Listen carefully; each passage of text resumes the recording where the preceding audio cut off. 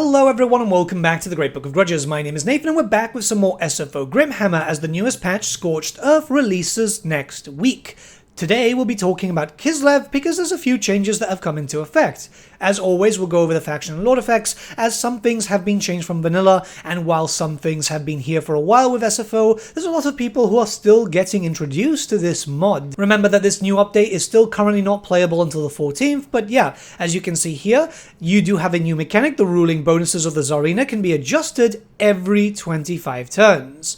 You get more devotion once again from successful actions with the Frost Maidens, control +5, hero recruit rank +5 for Frost Maidens, making them very, very powerful, Ice Court training duration -2 turns, and unit capacity +1 for Regiments of Renown, so you'll be able to benefit from those quite heavily. The Lord effects, I believe, stay very much the same. Corruption -10 for local province, upkeep -40% for Ice Guard units for Lord's army, and miscast base chance -25% for Tzarina herself. Now it's important to note that the changes are coming mostly per faction, so we're going to be focusing right now on Tzarina and then switch to another legendary lord. So the Tzarina has her unique building chain. This focuses around devotion, by the way, so it will get kind of costly the more that you build it, but what it will do is focus around defensive supplies, increase missile resistance, income from all buildings, unit capacity for the elemental bear, and for the war sleds too. These buildings are only available for provincial capitals, but they can be quite beneficial, especially if you decide to focus one of those provinces in an economy bonus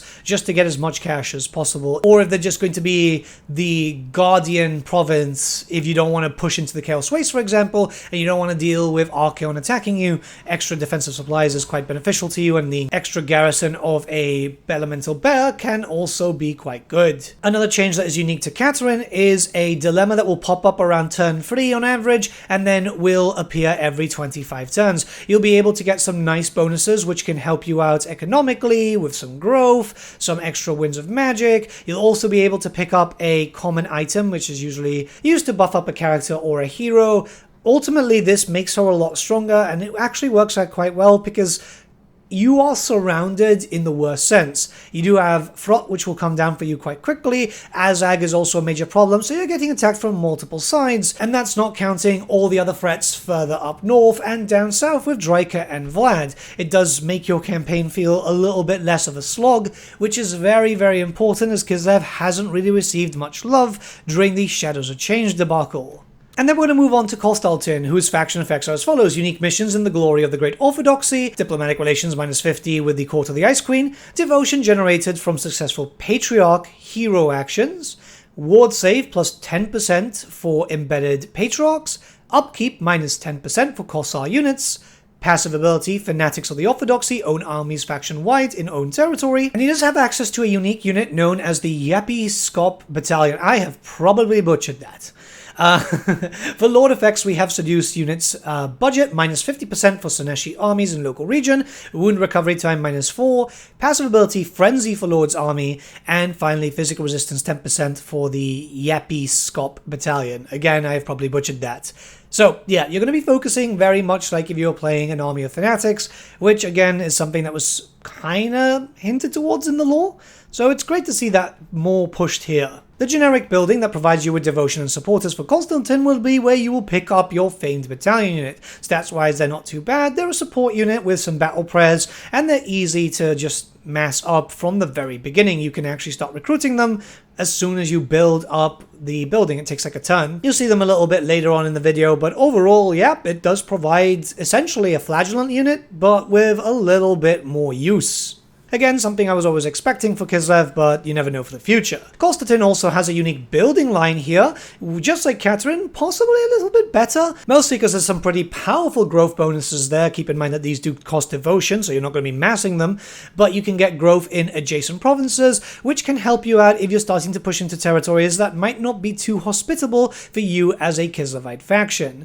You'll also be able to get yourself a garrison with Little Grom, but mostly, yeah, if you want to play a tall faction where you're just building tall and wide at the same time, and you want to take over a lot of settlements, and you've been racking up the devotion like nobody's business, well, yep, this is going to be the faction for you if you enjoy Kislev. Alright, and now we are here with Boris, and he does actually get quite a decent amount of help. Unique technologies and additional minor settlement effects, control, casualty replenishment rate, casualty suffered from all attrition, diplomatic relations plus 50 with the Ice Court, settlements in Chaos Wastelands receive reduced climate penalties and generate devotion, allowing to instantly construct buildings. That's a brand new mechanic which is going to make it a lot easier for him and just more bearable. Construction minus 50% for garrison and religious buildings, and then when we go to Lord effects, upkeep minus 40% for Warbear Rider units in Lord's army, leadership plus 5 when fighting against the Warriors of Chaos, Demons of Chaos, Chaos Dwarfs, and Norska. Weird, no Beastmen. Melee attack plus 5 when fighting against the Warriors of Chaos, Demons of Chaos, Chaos Dwarfs, and Norska, and finally immune to Chaos Corruption and Chaos Waste attrition. There is not that much in terms of Chaos Waste anymore, mostly because Norska was cleaned for some reason, but overall it does really help when you're trying to build up an empire and allowing your daughter to still build up hers in the homeland. Like the other two main legendary lords, you'll also have a unique building which will focus around devotion, so again that resource has some use. This one focuses more around removing corruption, which is also quite good, considering that you will be pushing into the Chaos Waste quite a lot and trying to colonize those territories. You'll also get some defensive bonuses there, as ward save 8% when under siege own armies in region. So this is going to help you out in case you're getting dogpiled. It's not so much the issue with like the minor factions, but you are fighting against Archaon. The Demon Prince can be kind of strong, and obviously Malice is in the waste. So a little bit of an extra ward save, especially when dealing with Malice, is very, very good. I've been enjoying playing as Boris so far. Devotion when playing as Boris is going to be a major resource for you, much more than it used to be, because you can actually use Devotion to rush construction.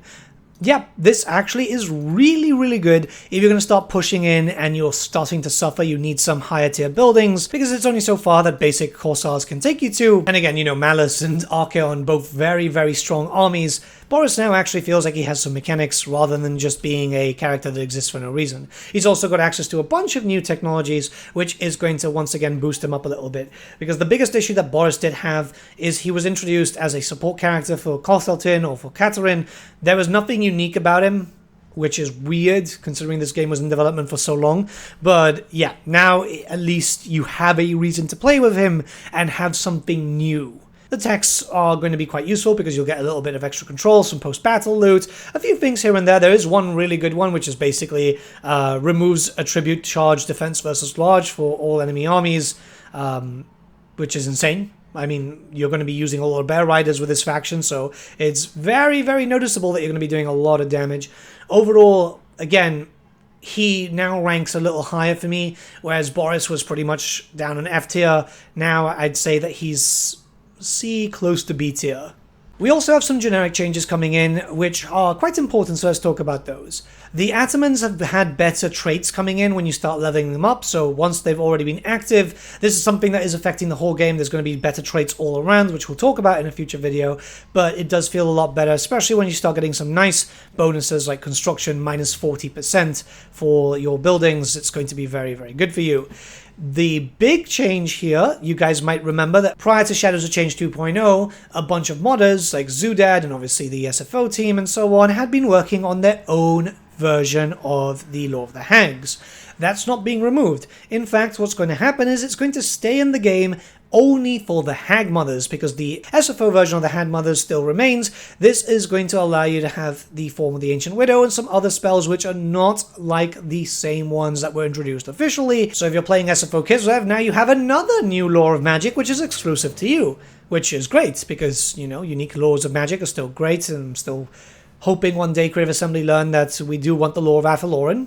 You know, it's been a while. I'm not going to stop talking about it. And finally, there has been a slight rework to the income that you'll be getting from your settlement main buildings. A slight nerf to one, but bonuses to the other ones, so major settlements now have 250 income at the max, up from 150, minors have 150 up from 100, and the main settlements are down to 250 from 300. Overall, you're going to get a lot more money because there's a lot more major settlements and minor settlements than there is cities. The cities are Prague, Kislev, and Erengrad, so you're going to get a lot more cash coming in. And obviously there's a few units that SFO adds in, like for example you do have the Streltsy, which have the traditional weapons actually. You have the Acolytes of Ursun, a few different units here and there, just to kind of fill out the roster a little bit, because Kislev still did get a little bit shafted when it came to the whole Shadows Change situation. They ended up getting units that weren't really historical Kislev. That might have changed, the lore might have changed. It doesn't mean that I have to like it. I know some people are going to complain about me complaining, but I'm sorry. The Thing in the Woods is still Chaos Creature. The Incarnate Elemental is still nothing to do with Kislev. It's weird to me. So getting a few more extra Kislevite units does help, and obviously these ones are mortal. These are humans fighting the good fight, being the grand defenders that Kislev always needed, and obviously you do have the form of the Ancient Widow, which is absolutely awesome too. I like the changes. I think that everything's been quite good.